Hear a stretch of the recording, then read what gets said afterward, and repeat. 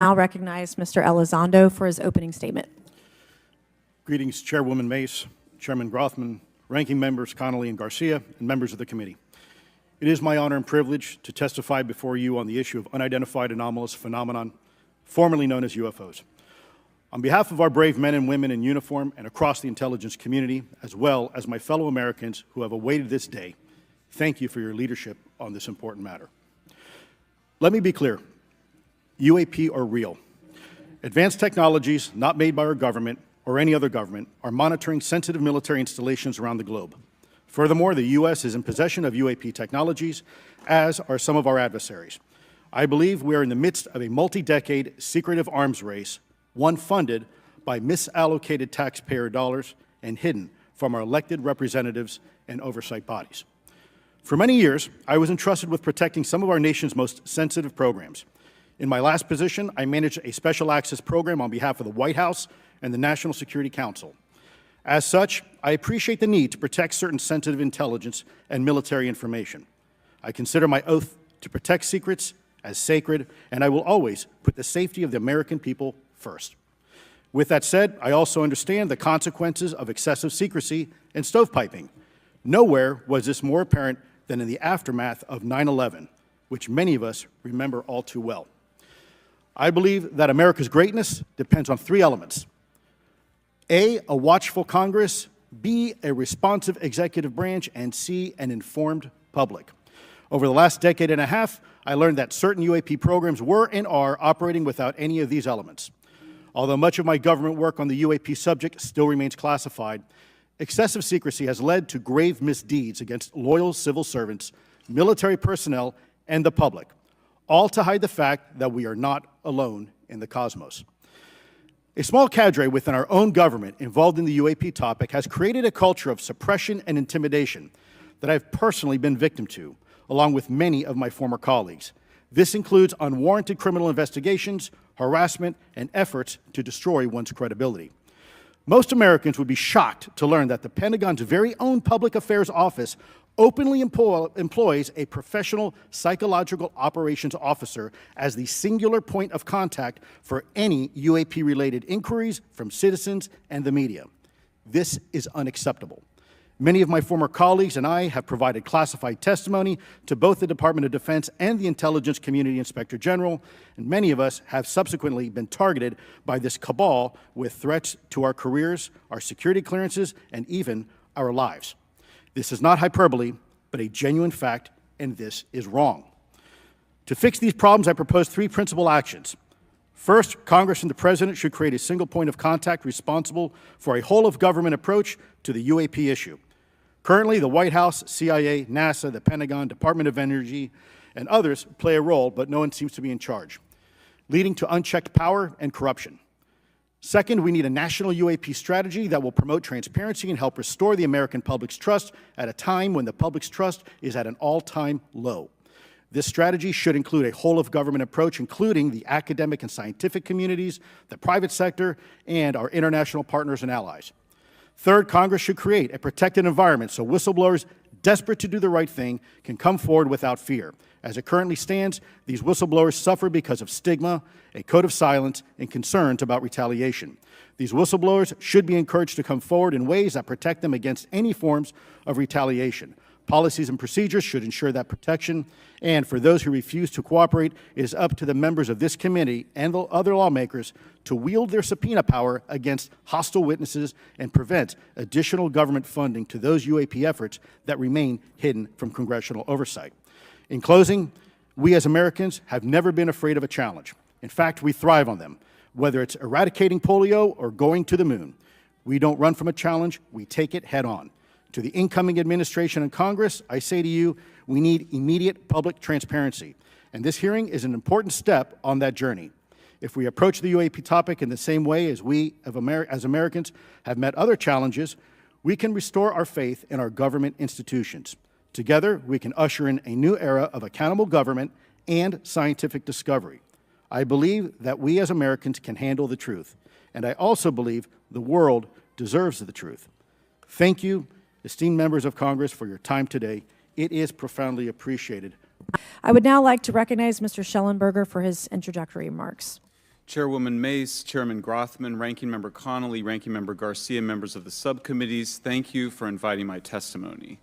One of Congress's most important responsibilities is oversight of the executive branch in general and the military and intelligence community in particular. Unfortunately, there is a growing body of evidence that the U.S. government is not being transparent about what it knows about unidentified anomalous phenomena, and that elements within the military and the IC are in violation of their constitutional duty to notify Congress of their operations. President-elect Donald Trump and former President Barack Obama have both said that the government has information about UAPs that it has not released. There are other explanations for UAPs than that they represent a new form of life or non-human life. Current dominant alternative theories, including those put forward by AARO, are that UAPs are some kind of natural phenomena we don't yet understand, like ball lightning or plasma. They could also be part of some new U.S. or foreign government weapons programs, such as drones, aircraft, balloons, CGI, hoaxes, or birds.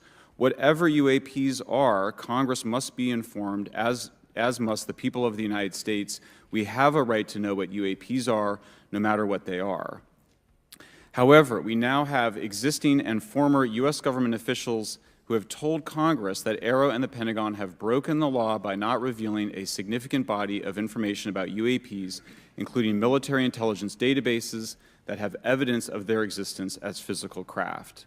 One of those individuals is a current or former U.S. government official acting as a UAP whistleblower. This person has written a report. This is the report that says the executive branch has been managing UAP, NHI issues without congressional knowledge, oversight, or authorization for some time, quite possibly decades. Furthermore, these individuals have revealed the name of an active and highly secretive DoD unacknowledged special access program, or USAP.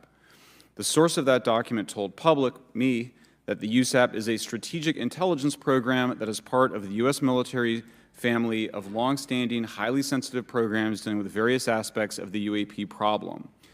The new UAP whistleblower claims that the U.S. military and IC database includes videos and images taken using infrared, forward-looking infrared, full-motion video, and still photography. The report that was just shared with Congress says Immaculate Constellation serves as a central or parent USAP that consolidates observations of UAPs by both tasked and untasked collection platforms. Immaculate Constellation includes high-quality imagery intelligence and measurement and signature intelligence of UAPs, the whistleblower's report adds. The sources of this intelligence are a blend of directed and incidental collection capabilities, positioned in low Earth orbit, the upper atmosphere, as well as military and civilian aviation altitudes and maritime environments.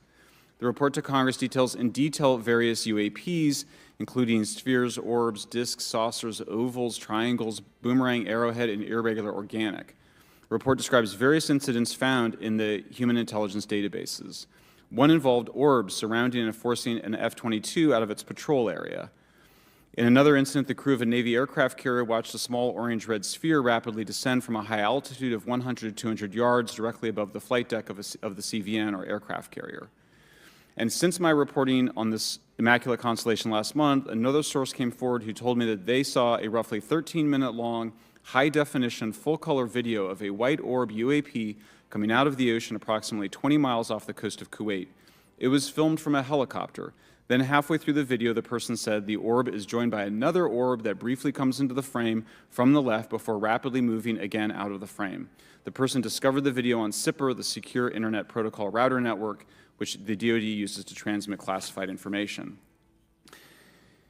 A leading UAP researcher who utilizes the Freedom of Information Act to find out what the government knows, John Greenwald, told me last year that the U.S. government had been increasingly denying his requests for UAP information. He has been doing FOIA requests for 27 years and has an archive of 3 million pages. The government has for decades denied any interest in UFOs, he told me, but the documents that he has assembled show that behind the scenes it was a completely different story. Contrary to the hopes of many advocates of transparency, the government has been restricting more information since the leak of 3 UAP videos in 2017. The DoD organization AARO has been labeling many documents with a B7 exemption, which Greenwald says does not make any sense. They're stating that anything AARO does is involved in law enforcement investigation, which allows AARO to not release it. Greenwald says that the DoD has denied the existence of a UAP and ATIP-related records on multiple occasions, only to acknowledge them after an appeal was filed. He added that the Naval Air Systems Command in March 2022 stated they found no additional UAP videos. It seemed strange that they had 3 and only those 3, but other requests had been filed by the Black Vault, that's John Greenwald's group, to seek out more places UAPs might be hiding. Then in September 2022, the Navy admitted that the UAP-related videos and photographs existed, but denied the request in full for their release, saying that the requested videos contain sensitive information that are classified and exempt from disclosure. The DoD will deny things on a Monday and then admit to it on a Friday, said Greenwald. He said the government can and does release videos that protect secret methods of capturing it. They fall back on the sensitive platform excuse a lot, he said. However, the on-screen information can be blurred and scrubbed. The metadata can be removed. I'll show you this example here. This is a presentation from the UATP task force. This is completely absurd. It's nuts, this level of censorship, of redaction on a document. It shows the redaction of how many reports they've collected, for how many years. 2 of the 3 potential explanations are blacked out. The Pentagon, the intelligence community is treating us like children. It's time for us to know the truth about this. I think that we can handle it. Thank you very much.